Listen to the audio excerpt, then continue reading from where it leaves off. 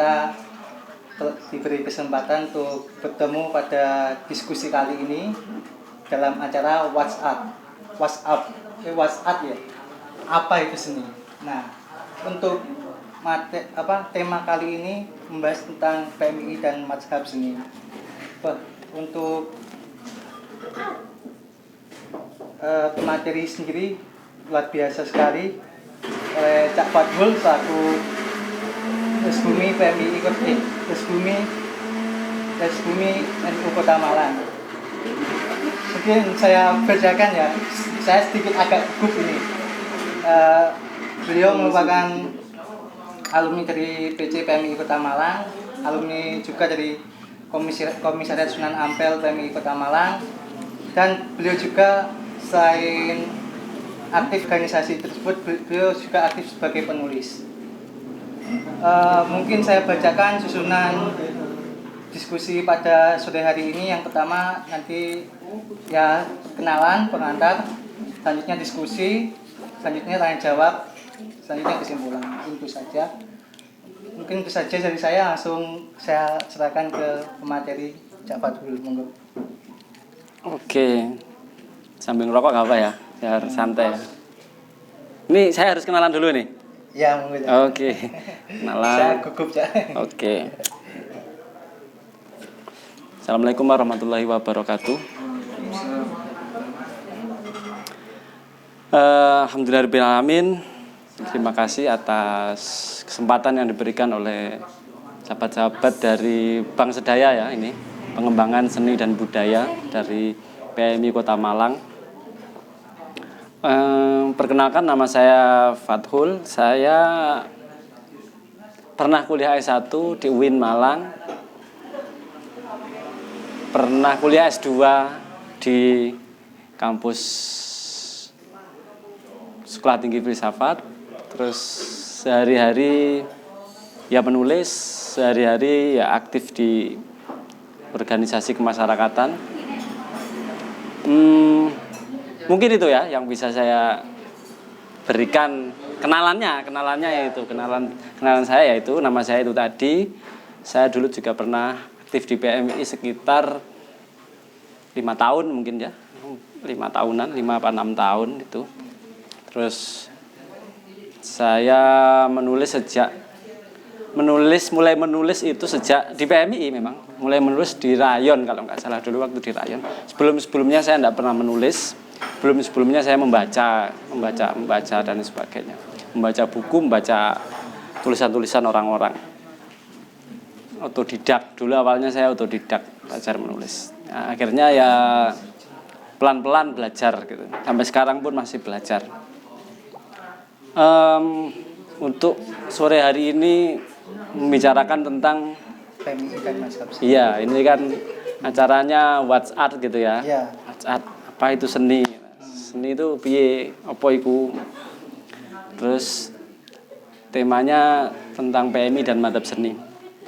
Yang saya sampaikan, saya akan terpaku kepada tulisan yang pernah saya tulis bulan Maret, beberapa bulan yang lalu, 5 bulan yang lalu. Itu saya tulis waktu momen kongresnya PMI. Saya menulis terus dipublikasi di webnya teman-teman PMI juga, web sahabat.or.id itu kalau nggak salah nama webnya. Bisa dicek aja di webnya. Judul tulisan saya dan akan saya sampaikan juga di forum sore ini, yaitu judulnya Mahbub Junaidi. Maaf. 2 wajah Mahbub Junaidi, mimbar PMI dan lembar karya seni. Nah, dari situ saya semacam memberi apa ya, sedikit penegasan bahwa wajah Mahbub Junaidi itu 2. Wajahnya itu ya beliau aktif di organisasi kemahasiswaan, kepemudaan yaitu PMI. Yang kedua, beliau aktif dalam bidang kesenian yaitu tulis menulis sastra. Beliau kan sering dijuluki Bapak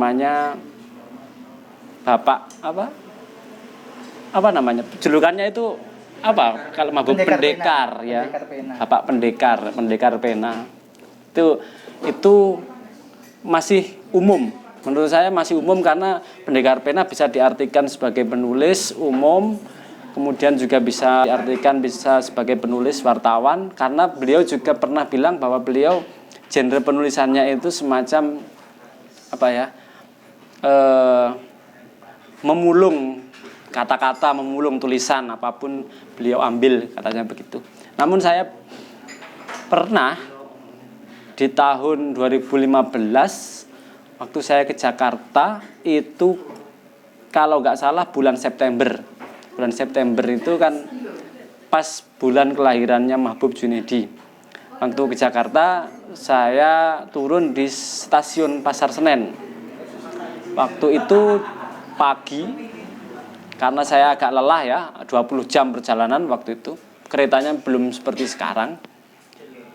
Itu saya keluar dari stasiun, tiba-tiba di depan stasiun Pasar Senen ada tulisan, "Selamat ulang tahun Mahbub Junaidi, seniman politik dari Betawi." Begitu tulisannya kalau nggak salah.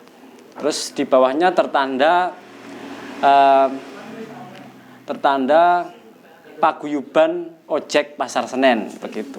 Nah, dari situ saya kaget. Wah, ini beneran Mahbub Junaidi itu.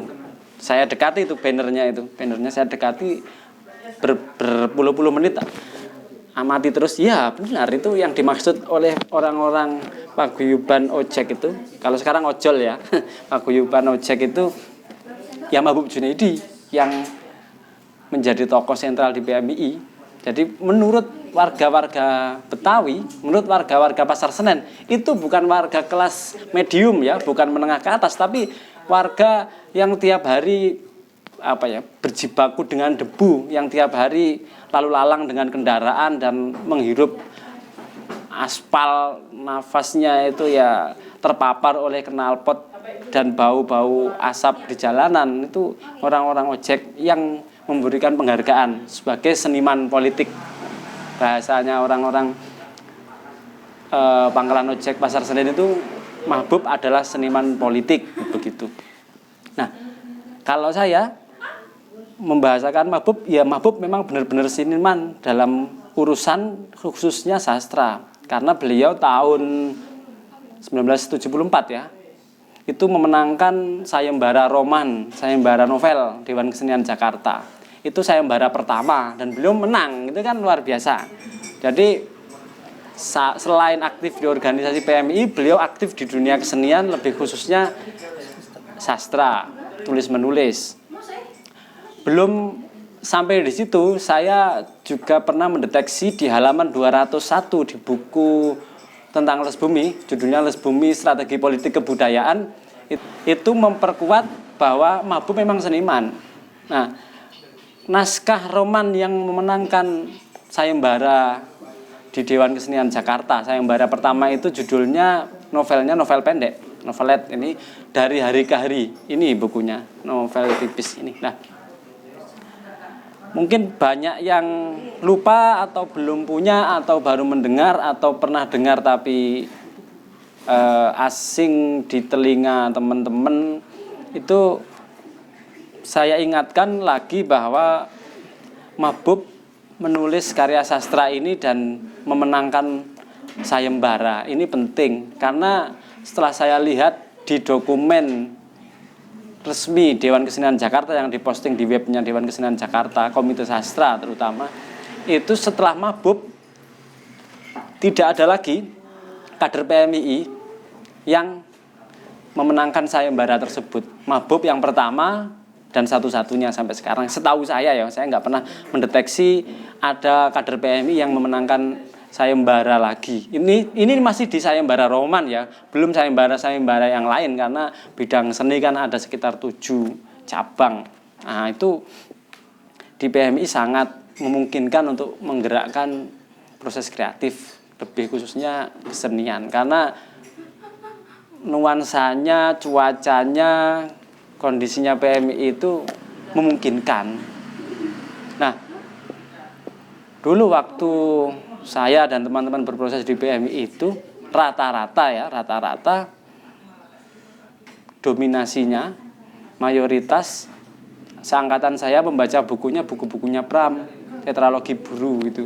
Nah, maka dari itu kalau pembahasan tentang PMI dan madhab seni, saya rasa madhab seni yang sanad, kalau bahasa ilmu pengetahuan keislamannya sanadnya itu nyambung, mutawatir, itu ya kita ke mahbub. Sanadnya PMI itu mahbub. Mahbub itu ya organisatoris, mahbub itu ya seniman. Saya rasa kita tidak menjadi organisasi yang ujuk-ujuk nyeni atau ujuk-ujuk boom seniman atau ujuk-ujuk pengen macak aktivitas di urusan seni. Tapi sejak awal dulu mahbub sudah mencontohkan itu. Sejak awal mahbub sudah mengkaryakan sesuatu dari alam pikirannya untuk di wilayah kesenian. Nah, kalau sahabat-sahabat bisa melihat, biasanya ada struktur gambar foto tokoh-tokoh NU itu yang banyak begitu. Kalau mungkin masih ada di PWNU Jawa Timur, ada kayaknya di depan itu ada tokoh-tokoh NU, tokoh-tokoh lampau NU, itu 99% berkopiah, pakai sorban, pakai jas gitu. Satu-satunya ada tokoh di situ nggak pakai kopiah, nggak pakai sorban gitu kan, cuman pakai kemeja begitu, ambil kacamataan tebal, dia Mahbub Junaidi. Bayangkan itu kan menarik gitu kan, menarik, dan ini perlu ditelusuri dan diabadikan. Saya rasa sangat tepat ketika kita memilih semacam contoh prototipe kader PMI di wilayah seniman, ya tiada lain tiada bukan Mahbub Junaidi bisa menjadi rujukan. Ada 2 pertanyaan berarti. Yang pertama, kenapa? Aspek apa yang menyebabkan Mahbub kurang dikenali di segmen ini gitu ya. Saya rasa karena Mahbub waktu itu kan juga seorang politisi juga kan, pernah jadi anggota dewan kan. Nah, karyanya sastra itu, yang novel itu kan yang menang kan ini, itu pun tahun 74 ya. Sedangkan waktu itu kan rame dalam pengertian rivalitas di dunia nyata itu loh. Kalau sekarang kan ada rivalitas dunia maya. Rivalitas dunia nyata dulu kan negara, pemerintah. Jadi organisasi vis-a-vis pemerintah, karena zaman itu kan zaman Orde Baru ya. Orde Baru, jadi mayoritas rata-rata dominasinya adalah mainstream politik atau pergerakan politik. Jadi aktivitas-aktivitas politik yang dilakukan oleh Mahbub Junaidi itu menutupi segmen atau bagian lain sisi Mahbub Junaidi yang itu juga penting, yaitu bagian lain beliau di wilayah seni. Mahbub kan dulu aktivitasnya kan pidato ya, makanya saya nulis 2 wajah Mahbub Junaidi, mimbar PMI dan lembar karya seni. Pidato terus untuk Mahbub itu kan, kemana-mana diundang, di kampus mana orasi, pidato politik dan beliau kan selalu menggaungkan politik sejak mahasiswa harus melek politik itu semuanya mengatur kita ya, quote-quote, perkataan, kemudian cuplikan-cuplikan, penggalan-penggalan kalimat yang selalu didengungkan oleh Mahbub ke khalayak waktu itu kan. Yang viral itu kan, kalau sekarang bahasanya viral, yang viral waktu itu ya segmen politiknya, karena memang rivalitas penting waktu itu kan vis-a-vis pemerintah, masyarakat sipil melawan pemerintah waktu itu kan begitu. Nah, karena setelah reformasi ini kan sudah bergeser paradigmanya, kalau orang-orang Orde Baru, angkatan-angkatan lama, saya rasa dominasinya ingin cita-cita itu menjadi politisi, ingin menjadi pejabat, ingin menjadi orang berpengaruh di level penentu kebijakan. Nah, kalau di era-era pasca reformasi atau 10 tahunan ke belakang ini kan kita warnanya beda. Ada semacam shock massa, kaget. Kita itu kaget bahwa sekarang terbuka luas, kemudian apapun yang kita inginkan itu bisa kita lakukan, aksesnya cepat. Kalau dulu misalkan mau nyari Mahbub itu kan harus kemana gitu kan, ke Jakarta atau ke tempat di mana dia ngisi kegiatan. Nah sekarang kan bisa lihat dari dunia online, dari video-video, dari rekaman-rekaman. Nah, dan memang mahbub itu sekali gitu kan, mahbub itu sekali, tidak bisa diulangi lagi. Dengan zaman yang begitu, punya anak zaman seperti Mahbub Junaidi di PMI. Nah sekarang kan zaman ini kan sudah berubah, kita tidak melawan pemerintah sekarang ya, sekarang tidak melawan pemerintah, karena yang menjadi orang-orang yang menentukan kebijakan itu ya ada senior-senior kita juga. Apakah kita melawannya? Ya kita mengingatkan gitu kan, mengingatkan. Kalau dulu kan benar-benar melawan, ya kita sekarang mengingatkan gitu kan, levelnya lebih turun dikit. Karena ya banyak juga saudara-saudara, sahabat-sahabat kita yang sekarang menjadi penentu kebijakan gitu kan. Jadi kenapa mahbub segmen seninya kurang diketahui atau kurang tercium aromanya, ya karena karya seninya mungkin terbilang sedikit gitu ya. Karena waktu itu zamannya lebih banyak kepada perlawanan, revolusi sampai mati ya katanya gitu kan ya. Sekarang kan revolusi ya di diri sendiri ya, rebahan. Sekarang kan kita kaget semua, wah kok nggak ada pertemuan tatap muka, yang ada tatap kaca gitu kan, bingung mau ngapain gitu kan. Kalau di shoot kamera ini gugup, biasanya kalau ngobrol biasa, wah ceplas waktu ini gitu, waduh. Padahal misalkan yang hadir cuma 2 orang gitu, ternyata yo gugupnya itu kayak ketemu jamaah apa pengajian banyak begitu gitu kan. Itu ternyata tantangan kita itu banyak. Nah karena zaman sekarang ini sudah apa ya, bergeser, sudah banyak bergeser. Ya saya rasa mahbub sudah banyak yang mengulik, sudah banyak yang mencari sisi-sisi yang lain. Karena kalau mencari sisi politiknya sudah banyak.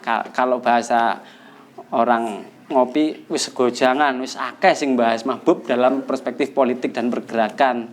Tapi di segmen yang lain, segmen yang slow, segmen yang soft, yaitu seni, nggak pernah disebut. Kalaupun disebut Bapak Pendekar Pena itu, saya rasa masih apa ya, garisnya masih panjang dan belum spesifik pena apa ini kan, pena jurnalistik atau pena sastra, pena seni atau pena apa gitu. Terus pertanyaan yang kedua apa tadi? Apakah ini ya, kita yang salah memaknai terkait Seniman politik. Sehingga yang ada sekarang realitanya ya PMI berjibaku lebih ke politik dan sedikit atau sudah luntur yang non politik kayak gitu. Apakah karena salah memaknai bapak kita itu yang aslinya seniman politik dan yang diambil cuma politiknya saja? Ya mungkin karena mahbub sangat multi. Bung Mahbub ini sangat multi dan ada liarnya. Kalau beliau liar dari segi perawakan fisik aja liar. Zaman segitu beliau jadi pernah kalau nggak salah wakil ketua PBNU atau Wasekjen, saya lupa, itu bisa dicek lagi. Nah, beliau ya begitu model-model gayanya kan begitu. Dan jangan salah, alumni PMI juga yang masuk di situ adalah Mahbub Junaidi, adalah yang merumuskan Khitoh Nahdlatul Ulama tahun 84. Itu bisa dicek. Majelis 24 itu bersama pemuda-pemuda intelektualnya NU, waktu itu alumni PMI rata-rata itu kan di rumahnya Pak Said Budairi. Kemudian nanti Majelis 24 itu menjadi tim 7 ketuanya Gus Dur. Isinya ya Zamroni, Mahbub Junaidi, Said Budairi, Khalid Mawardi kalau nggak salah. Siapa, terus kakaknya mantan Lukman Hakim Saifuddin, mantan menteri itu siapa itu? Helmi Ja'far Saifuddin itu juga tim perumus Khitoh. Jadi anak-anak NU yang muda-muda yang punya wawasan begitu-begitu macam-macam itu ya kembali ke NU dan membuat momentum penting Khitoh NU itu. Khitoh NU itu kan Khitoh yang membahas tentang posisi politik, bergen positioning, standing position NU di wilayah politik seperti apa itu kan ditegaskan di Ketua NU, dan yang merumuskan lagi-lagi mayoritas timnya itu ya alumni PMII. Menengok masa lalu di Orde Baru, ya cita-cita yang menjadi irisan penting dalam kehidupan berorganisasi, pengen jadi pejabat, pengen jadi apa ya, orang yang memiliki wilayah untuk menentukan kebijakan. Padahal misalkan kalau ngomong politik, yang dituju yang paling utama ya presiden. Misalkan mau jadi presiden di Istana Negara, itu kan dari 225 juta penduduk Indonesia versi Rhoma Irama, ini kan ya kan ada lagunya 225 juta penduduk Indonesia. Kalau sekarang statistiknya saya nggak tahu, saya ngikut Rhoma aja gitu. 225 juta jiwa menurut Rhoma Irama itu, ya hanya satu yang jadi presiden itu kan. Meski kita mau jadi cita-cita itu, ya kan menurut saya ya apa nggak salah gitu kan, kita banyak ruang yang lain. Misalkan anggota dewan ya per fraksi berapa itu kan. Terus kemudian jadi apa? Pejabat-pejabat daerah ya satu aja, wali kota satu, bupati satu, gubernur satu. Kenapa nggak milih yang lain? Nah sekarang beberapa tahun ini kan banyak varian ya, varian pilihan orientasi kehidupan itu kan lebih berkembang. Ono sing jadi YouTuber, ono sing jadi apa ya, konten kreator, ono sing jadi penulis, banyak. Kalau penulis, kalau boom literasi di PMI banyak sekali sekarang. Hari ini saya melihat beberapa tahun ini literasi penulisan itu semacam menjadi tren. Tapi kalau si pengkaryanya itu berasal dari salah satu organisasi, misalkan PMI, harus ada bedanya dengan anak yang masuk ke situ, katakanlah lebih mudahnya berliterasi tanpa ikut organisasi. Harus ada yang membedakan. Misalkan pembedanya adalah di aspek pembelaan. Kita selama ini mewacanakan kredo intelektual kita itu membela kaum mustadafin begitu kan, kredo perlawanannya begitu. Tapi dalam pengkaryaan kita kok tidak. Nah, itu menurut saya kok berubah atau memang punya pilihan yang lain. Tapi menurut saya kalau dia aktivis, dia berkecimpung di kekaryaan baik videografi maupun penulisan maupun di kesenian di cabang-cabang yang lain, harus ada komponen pembeda antara dia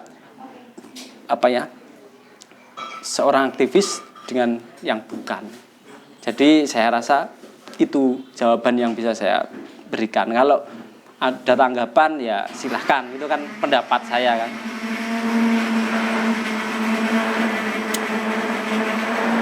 Terima kasih.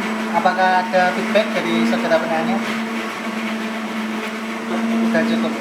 Mungkin dari peserta lain mungkin ada pertanyaan? Sampean juga boleh loh tanya. Iya. Tunggu dulu. Oh, saya aja pengen tanya ke sampean kok. Mungkin tadi pertanyaan saya sudah terjawab, Cak. Apa itu? Ya jika mazhab seni kita itu ke Mahbub Junaidi, apakah itu harus berbentuk karya sastra? Kan anak-anak kan lain kan ada yang beraktivitas di tari, musik dan lain-lain kan. Itu katanya sampean kan boleh, cuma bentuknya itu harus disesuaikan sesuai dengan akademisi berupa tulisan tadi. Gini, yang menjadi poin senternya, pembedanya adalah keberpihakan kita. Misalkan kalau kita baca bukunya Mahbub ini bisa dipakai di segmen atau cabang kekaryaan yang lain. Ini jelas dia punya aspek pembelaan gitu kan, terhadap siapa yang dia bela, terhadap siapa rivalitas yang ingin dituju. Jadi rivalitas itu penting. Misalkan hari ini, mohon maaf tanpa mengurangi rasa hormat, ada organisasi keislaman, organisasi politik yang berbeda agama dibubarkan misalkan, entah HTI lah, entah FPI lah, entah apapun yang lain begitu dibubarkan. Terus yang selama ini rival kita untuk ini ngomong moderasi ini sing fundamentalis sudah tidak ada. Rivalitas imajiner itu harus kita munculkan gitu. Kira-kira biar sedikit banyak ada penyemangat lah, kalau lebih sederhananya begitu. Kalau nggak ada gitu kan ya kita santai-santai. Saking saking sering tidak serius, guyon gitu, kita lupa untuk menyeriusi apa yang seharusnya diseriusi. Biar ada bedanya ketika ngopi, kisah ngopi ki arek PMI karo bukan itu harus lebih jelas gitu kan. Kalau enggak, loh, lah ngapain masuk PMI gitu kan? Buang-buang umur, buang-buang usia, buang-buang waktu, buang-buang tenaga, buang-buang uang lah. Kok sama dengan tidak PMI lah, mending kalau saya lah ya mending kalau saya ikut PMI ngapain gitu kan. PMI malah enggak membuat kita beda, membuat kita bermakna gitu kan, ya malah rugi ke kita kalau kita tidak mendaras ulang, mempelajari warisan-warisan ini kan termasuk legacy yang penting gitu kan, dan ini bisa diterapkan di berbagai sektor lah ya begitu. Sudah cukup dari saya. Mungkin dari teman-teman ada yang mau bertanya lagi, monggo. Sebelumnya Rahayu sahabat-sahabat sekalian, perkenalkan saya YM. Saya mau bertanya terkait mengokohkan sosok Mahbub sebagai Bapak Seni di PMII. Sebenarnya sejak kapan ada lembaga seni di PMII itu sendiri, entah dalam bentuk lembaga seni otonom atau lembaga seni otonom atau BPSO, dan apakah semenjak adanya bidang seni itu sudah cukup mengapresiasi tokoh Mahbub ini sendiri sehingga beliau cocok untuk dijadikan bapak dari seniman PMII seperti itu? Kalau pertanyaannya sejak kapan, itu saya lebih tepatnya lupa.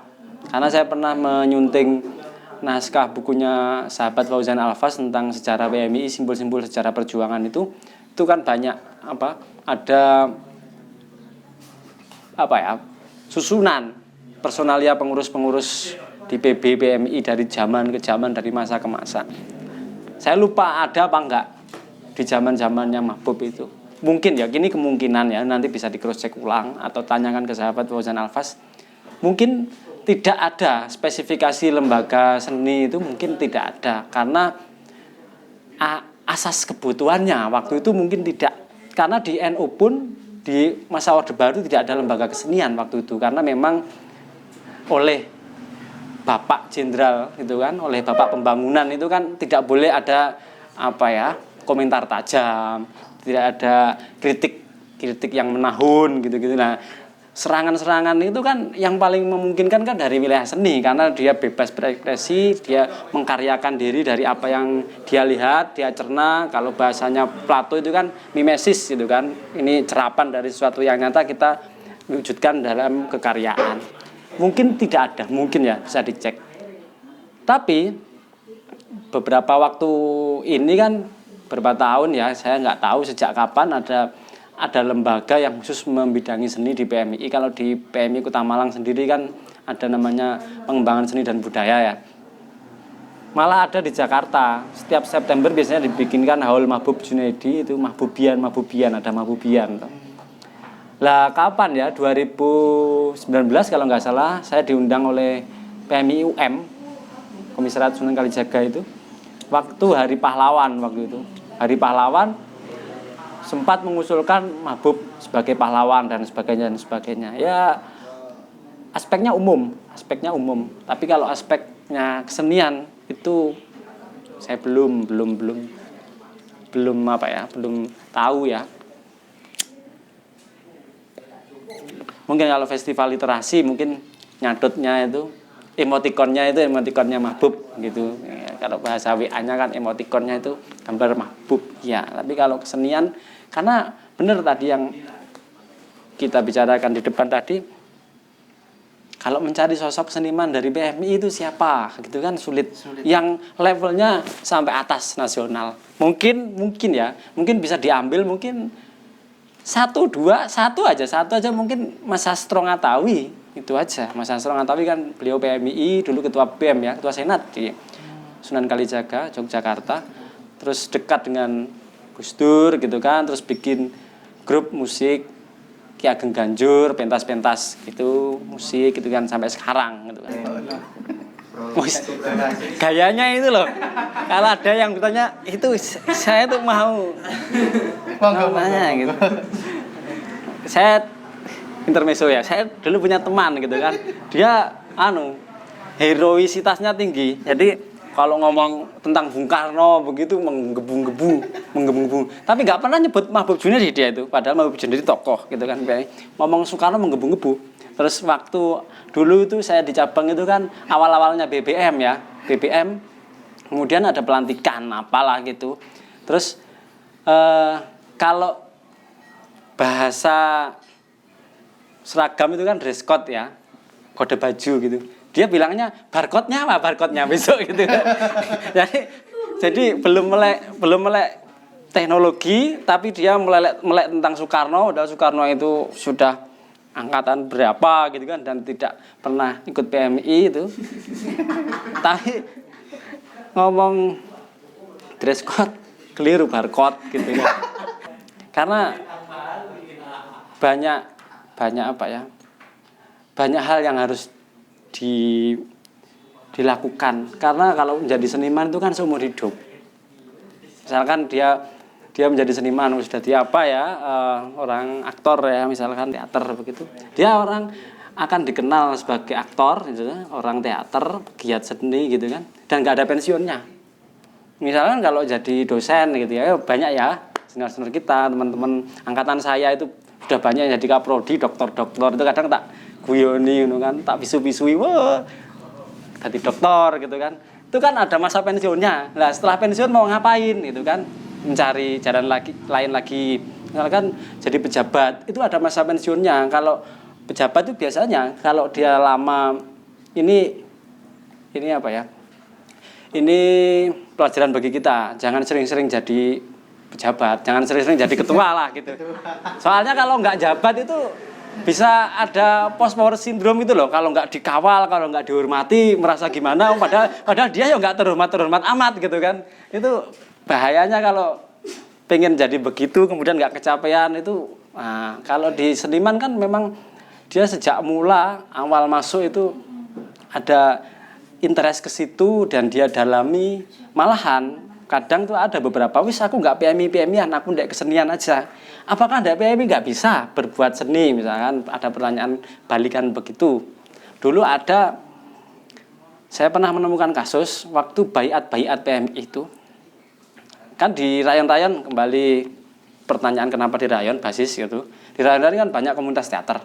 Banyak juga yang mengatakan, waduh di PMI itu saya ndak kuat, saya banyak intriknya, banyak ini.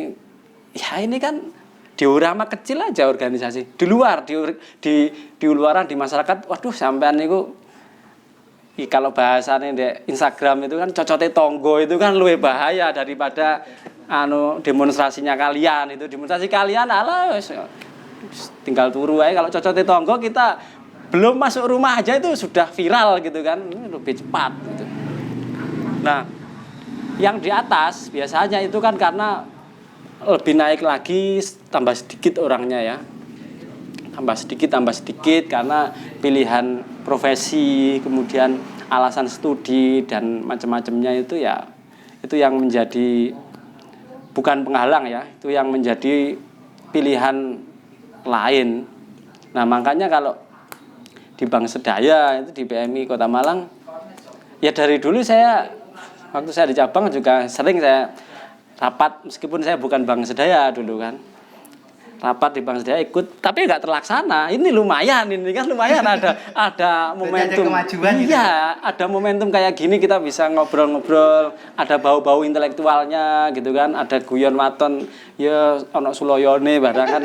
Yes begini kan kalau anak-anak seni budaya itu kan cair gitu kan, nggak kaku kita bikin seminar, ada panelis apa gitu kan.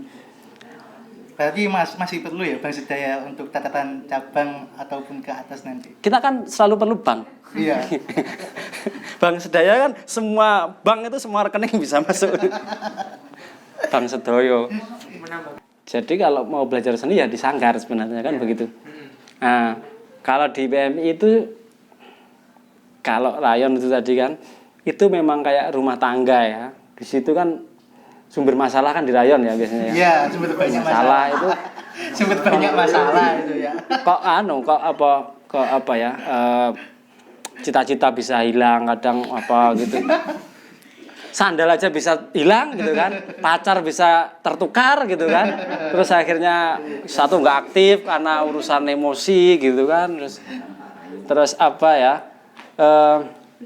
aktualisasi sebenarnya di PMI itu di atasnya. Kalau di Rayon itu mencoba membagi waktu dengan diri, dengan pilihan orientasi, dengan kerja organisasi itu memang agak berat. Makanya kalau menurut saya ya, ada namanya program organisasi, ada kerja-kerja organisasi. Kalau program organisasi itu kita diskusikan, kita rapatkan, kita adakan acaranya, kegiatannya. Kalau kerja organisasi, kita belajar, kita ke siapa, kita mengupayakan menaikkan kualitas diri, itu kerja-kerja organisasi sebenarnya. Kalau dia masih menjadi pengurus. Nah, ketika masuk di Rayon itu kan digodok gitu ya. Di situ kan sumber masalah dan solusinya kadang dikit gitu kan di situ. Nah, itu kita belajar di situ kan, belajar bahwa hidup itu memang penuh masalah gitu kan. Nambah naik lagi banyak masalah di komisariat, nggak hanya satu rumpun fakultatif, tapi sekian fakultas, sekian rayon berkumpul di situ yang biasanya teknik sama teknik ya. Iya, teknik. Teknik sastra, bukan. Mungkin campuran kalau di sini. Ya? Campuran ya. Campur kalau di Teknik sini. teknik ngetik gitu. Teknik ngetik. Nah, kalau mau terus aktif di kesenian, memang nggak perlu ke komisariat, nggak perlu ke cabang, nggak perlu ke PKC, ke PB, nggak usah. Ya seni aja. Kalaupun nanti ditarik oleh kepengurusan di level manapun untuk membidangi itu dan sampean bisa mampu, nah disitulah tempat aktualisasinya di situ memang. Kalau belajar seni di PMI, saya rasa PMI bukan kampus seni, tapi PMI adalah laboratorium. Uji cobanya kan di PMI uji coba masalah gitu kan. Biasanya apa manajemen konflik kan paling pinter di PMI itu kan sarjana manajemen sebenarnya kan. Manajemen konflik itu kan alumninya itu kan lihai itu ya. Nah, kalau manajemen kekaryaan itu kan belum di PMI, tapi memungkinkan karena ada nilai-nilainya. Ini tadi sebelum acara kan saya ngopi sama teman yang akrab itu masih ada di belakang, itu kan tokoh HMI Jogja dulu kan, cerita macam-macam. Nah, beliau di organisasinya memang tidak gitu cair, guyon-guyon itu kurang, terlalu serius gitu memang iya. Lah PMI kayak kakean guyon ra ono sing diseriusi itu loh. Masalahnya itu gitu. Kita kakean sesuatu yang wes guyonan ya penting, tapi ada yang harus diseriusi. Misalkan saya masuk fakultas kan banyak juga ya yang masuk fakultas itu salah jalan, itu kan banyak juga ya. Orientasinya berbeda, keterima SBMPTN-nya di situ, ya nggak apa-apa ya kan, dilakoni aja. Cuman kan interestnya itu atau passionnya kemana itu harus tetap digali. Nah waktu itu saya tanya peserta itu, kamu cita-citanya apa? Saya pengen ketemu Jokowi. Ada yang tanya begitu. 2015 kan Pak Jokowi udah jadi presiden. Kamu pengen ketemu Jokowi? Iya. Siapa dia? Presiden. Oh iya, presiden. Kamu sekarang posisikan dirimu kan belum baiat, belum masuk PMI. Bisa nggak ketemu Pak Jokowi? Bisa, Cak. Coba hitung berapa langkah, berapa hari, atau berapa proses yang harus ditempuh. Dia menghitung itu.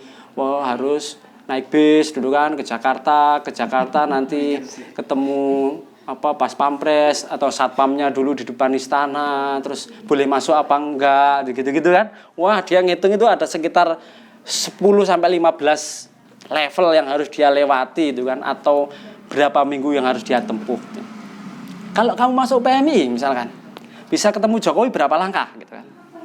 Dia bingung gitu kan. Loh, alumni PMI ada yang jadi menteri gitu kan. Alumni PMI ada yang jadi staf sus kalau sekarang itu kan. Yo kasihan yo enggak apa-apa kan. Nah, kalau mau ketemu Jokowi kan gampang, tinggal ngakses berapa orang, nggak lebih dari 5 fase lah, nggak perlu ngitung 5 jari 2, 3 itu bisa jalan. Berarti kamu masuk PMI penting nggak? Ya penting Pak, biar bisa ketemu Jokowi. Jadi cita-cita hidupnya dia tuh pengen ketemu Jokowi, ya masuk PMI biar cepet gitu kan. Terus ada lagi, kamu apa cita-citamu? Saya pengen jadi penulis Dilan, penulis seperti Bidi Baik maksudnya, dia waktu itu lagi tren gitu kan. Jadi itu memang dimaklumi dan memang semakin ke atas biasanya kan bau-baunya itu kan bunyi-bunyian atau program aja gitu lah. Kalau basis kan bener-bener apa ya, bener-bener manual ya. Kalau di atas tuh kayak semacam kalau ini virtual ya, program ini apa begitu kan. Jadi kalau di atas kurang apa ya, gaungnya ya memang begitu. Dan sejak awal memang nggak banyak yang mengeksplor dirinya, itu kan nggak banyak gitu kan. Kebanyakan kan pengen jadi follower kan, pengikut aja. Wah, ada senior saya itu yang maaf loh ya teman-teman saya yang ya, teman dekat saya tuh ada yang staff di DPR juga ada. Maksud saya, wah saya pengen senior ikut situ, ya boleh aja, itu karena prototipe ya, blueprint kita harus ikuti bisa. Cuman dari awal aspek pilihan tujuan hidup itu kan sebenarnya sejak di rayon itu kan kayak ya di keluarga ya, kamu mau jadi apa, oh kamu mau jadi broker, oh kamu mau jadi apa yang hacker ya, apa gitu-gitu, itu orang yang IT tahu begitu ya, diarahkan biar dia nggak jadi hacker yang negatif gitu kan, yang positif itu kan. Oh kamu kemas itu sama saja sebenarnya untuk kegiatan sekolah. Kadang saya ya kutunggu ya di rayon, di komisariat bikin acara sekolah apa, lah wis mahasiswa kok panggah sekolah gitu kan, saya kan kuliah gitu kan. Nah, kuliah itu kan lebih umum, ini kok sekolah berarti kan skupnya itu kan pendek gitu. Kalau dia kuliah, makanya di kampus kan ada kuliah kerja nyata gitu kan, enggak sekolah apa enggak kan. Jadi saya rasa bertemu dengan realita kehidupan itu kan penting. Nah, kalau di rayon itu banyak yang aktif, itu tugasnya pengurus-pengurus di level-level atasnya untuk membidik, oh ini kader potensial. Yang potensial tuh nggak hanya yang apa ya, punya jabatan mentereng atau ada orientasi apa ya, yang apa ya lek ngarani ya, yang seperti sebelum-sebelumnya lah. Kalau sekarang kan lebih kepada kamu pengen apa, ayo kita kerjakan, ayo kita belajar bersama, begitu kan, mentoring begitu. Menurut saya loh ya, kalau menurut yang lain kan enggak apa-apa. Kapan hari ngecat saya untuk ngisi PKD, saya nggak bisa. Sini mungkin dia mau balas dendam, kok gelem ngisi cabang, ngisi komisaris kok nggak gelem. Yo bukannya apa-apa, saya beberapa waktu itu diminta zoom-zooman gitu, saya karena manusiawi ya, saya bosan. Saya sudah 1,5 tahun itu sejak awal pandemi, seminggu sekali itu zoom-zooman, aduh sampai capek. Mulai tingkatan komunitas sampai bincang sastra Asia dari apa Singapura, Malaysia, Indonesia saya mewakili, wis kesel sampean maksudnya zoom-zooman. Tapi kalau langsung gitu mungkin saya ada pertimbangan lain biar imun. Kalau di layar kaca itu saya kalau guyon nggak bisa, saya di depan rumah terus ngobrol-ngobrol sendiri, tetangga lihat saya kok wis mulai aneh gitu kan. Kalau gini kan ono lawan guyone gitu kan. Nah, Mas Aam ini senior hebat. Ini dulu kader-kader pilihan di zaman waktu kami di cabang itu, beliau salah satu peserta culikan dulu itu ya. Peserta culikan itu, kader-kader culikan yang kita godok di karantina. Dulu sudah ngomong karantina sebelum ada pandemi ya. Itu karantina khusus kader-kader 14 orang itu. Ada Mas Sastro Ngatawi juga yang hadir waktu itu, narasumber beliau udah pernah ketemu. Gus Muafik waktu itu belum booming seperti sekarang, belum viral rembes itu ya. Nah, waktu itu masih naik bis begitu. Nah, pertanyaannya misalkan ada gium, seni adalah jalan ketiga atau jalan lain. Sebenarnya banyak jalan sih menuju apa sih? Menuju tempat berpulang. Pulangmu kemana gitu. Dari tingkatan rayon mulai mingguan sampai bulanan itu kan ada tibaan gitu kan. Itu kan karya-karya sastra itu sebenarnya yang dibaca. Tapi kita nggak pernah sadar gitu kan. Oh sudah ini pakem tradisi. Tapi kalau itu dikulik-kulik gitu kan, kekaryaannya ini seperti apa. Misalkan manakib itu kan memoir, biografi Abdul Qadir Jailani. Itu kan kita bisa cek gitu. Itu aspek orang ketiga yang muncul di situ itu bagaimana. Ini imajinasi khayalinya seperti apa ini. Serapan apa ya, Kalau dalam filsafat ada emanasinya, ada apalah itu kan bahasa-bahasanya orang-orang filsafat itu ya. Meskipun saya ya dulu pernah kuliah filsafat 4 tahun itu di kampus Katolik pula gitu kan. Itu kan tambah jauh itu.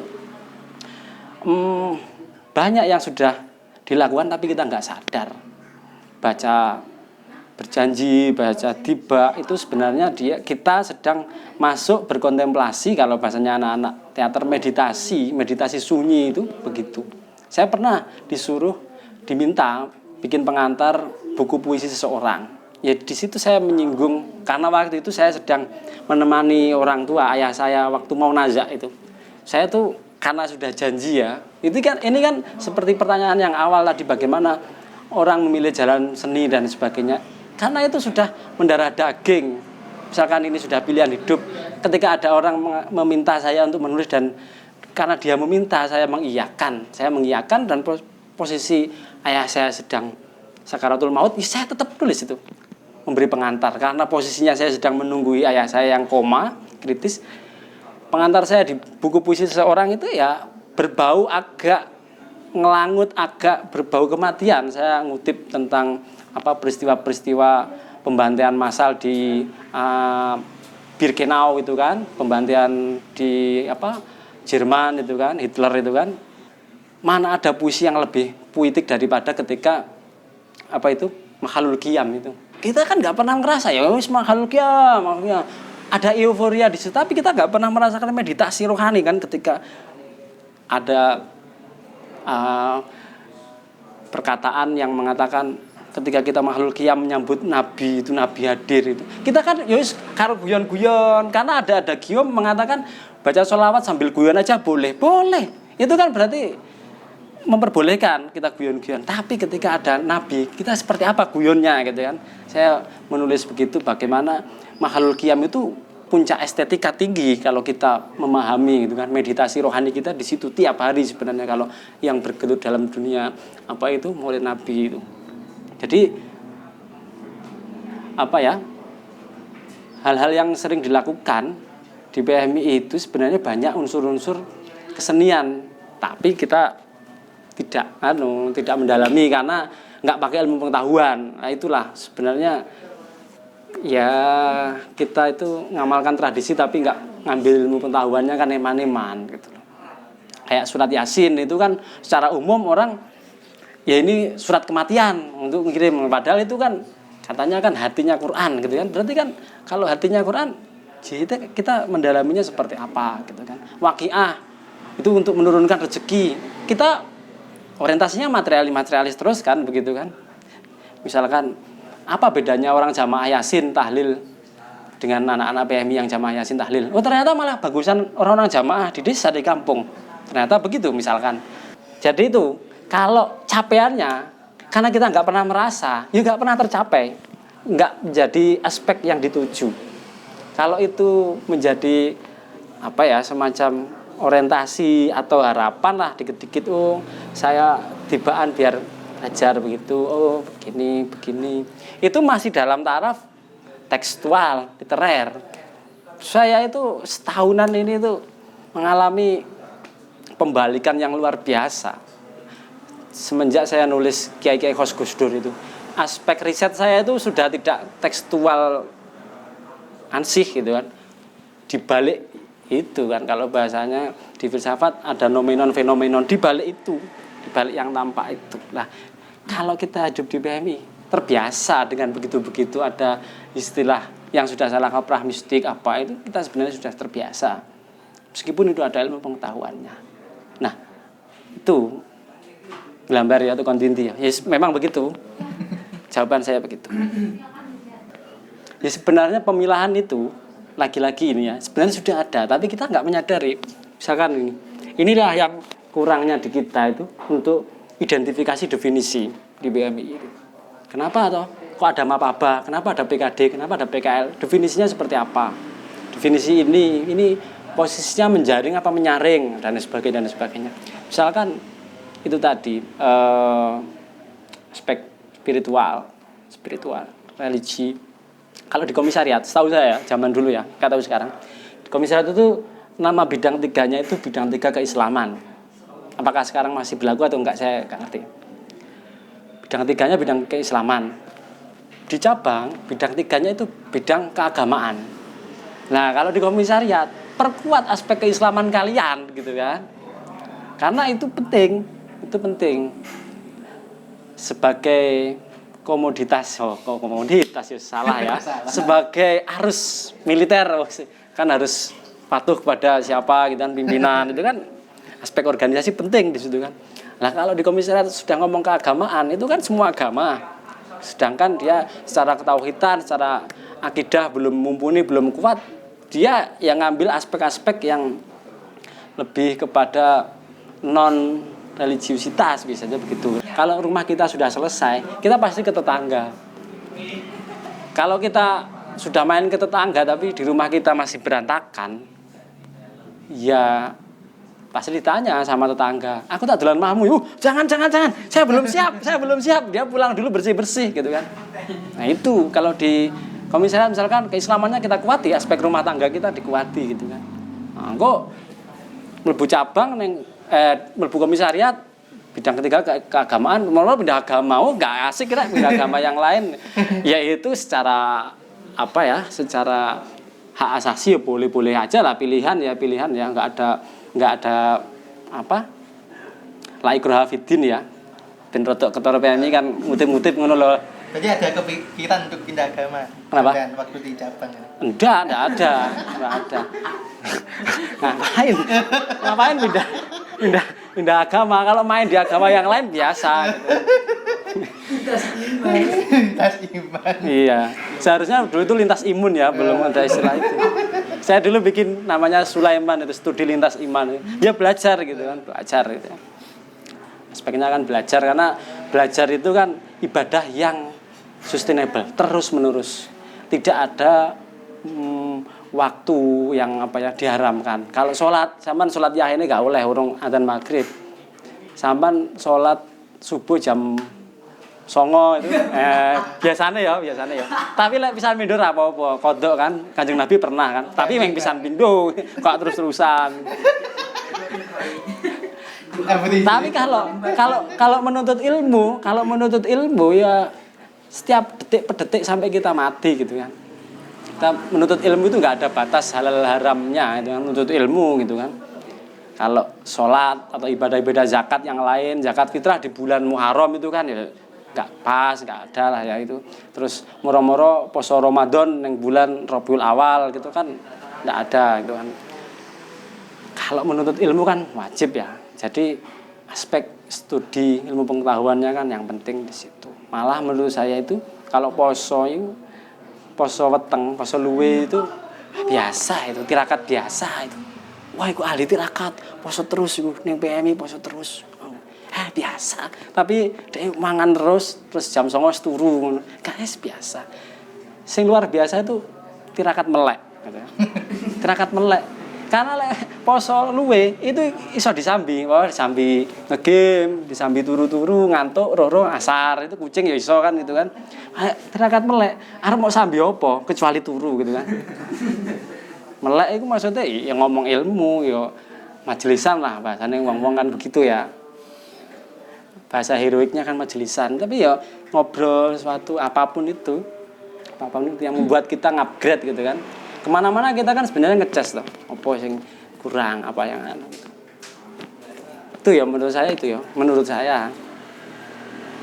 Apakah ada kurang puas terkait jawabannya Cak Fafrul?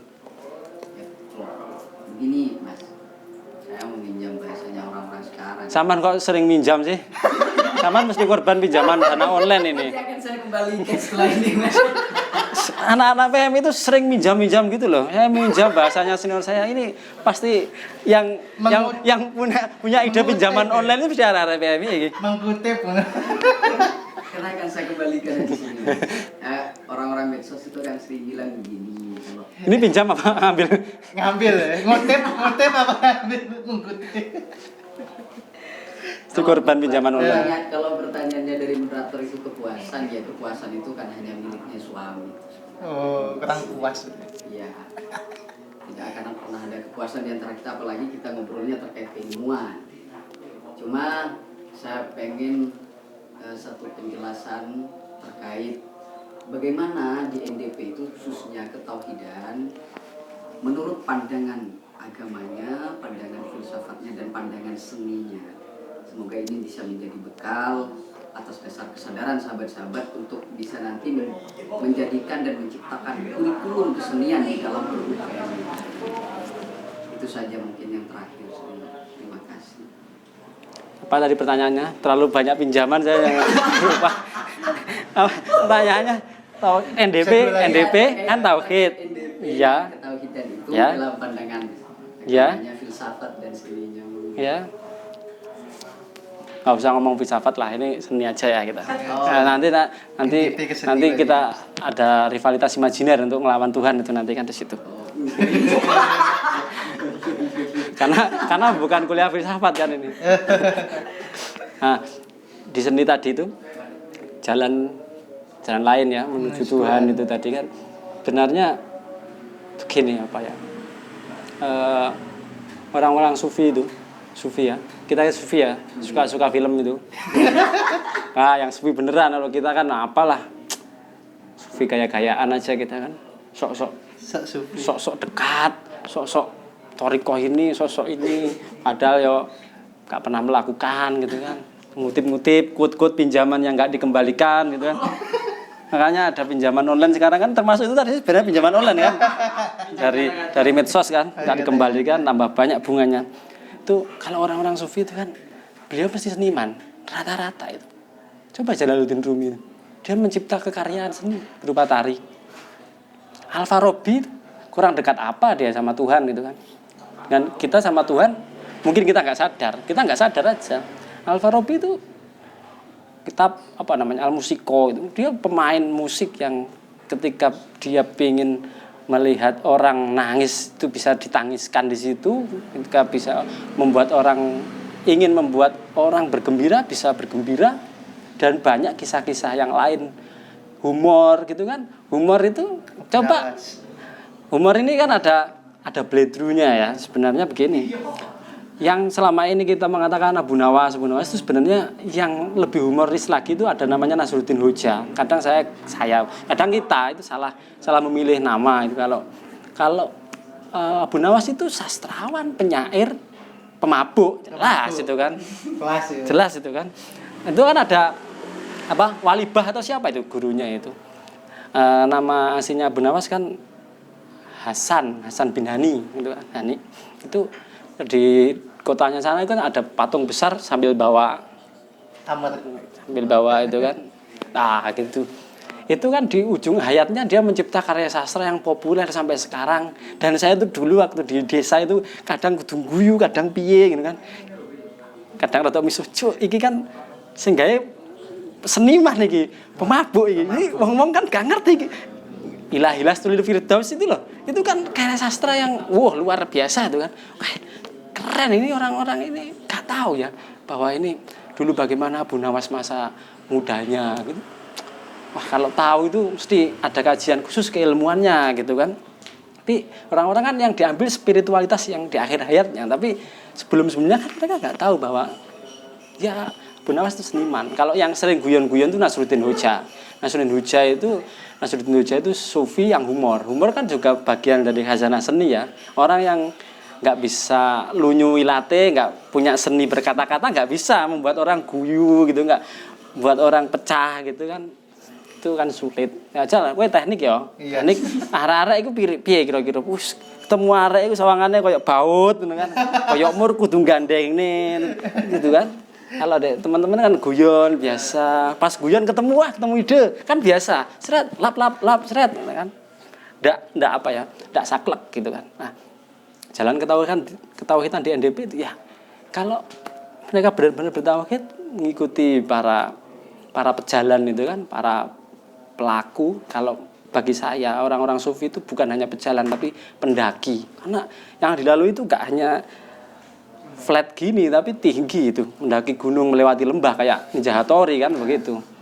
Jadi kalau mau menerapkan itu dari NDP ya ketauhidan itu kita harus ada cantolannya, gandolannya. Kalau bahasa politiknya kita punya patron gitu kan. Oh, saya pengen kayak itu, saya pengen kayak ini. Untuk awal ya harus punya keinginan seperti itu kan, nanti di ujungnya harus belok membuat diri sendiri gitu kan, sebagai jalan aja, akses masuk gitu kan, nyetaf lah gitu kan, nyetaf tapi secara rohani gitu.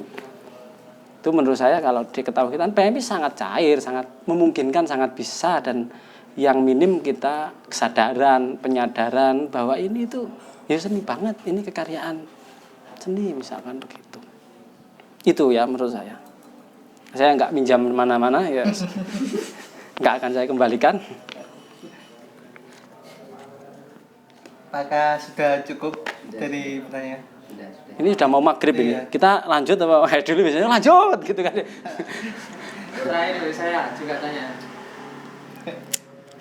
Pertanyaan terakhir ini. Ya, Nah, menurut pemateri, seberapa penting kehadiran seni di PMI, dan itu jika disandingkan ketika ditanya kepada siapa Indonesia ingin menitipkan seni, apakah PMI itu bisa turut ambil peran menjaga seni itu? Yang pertanyaan pertama apa? Seberapa penting kehadiran seni di PMI? Oke. Kalau seni nggak hadir di PMI, saya rasa PMI nggak akan terwujud sempurna. Salah satu contoh,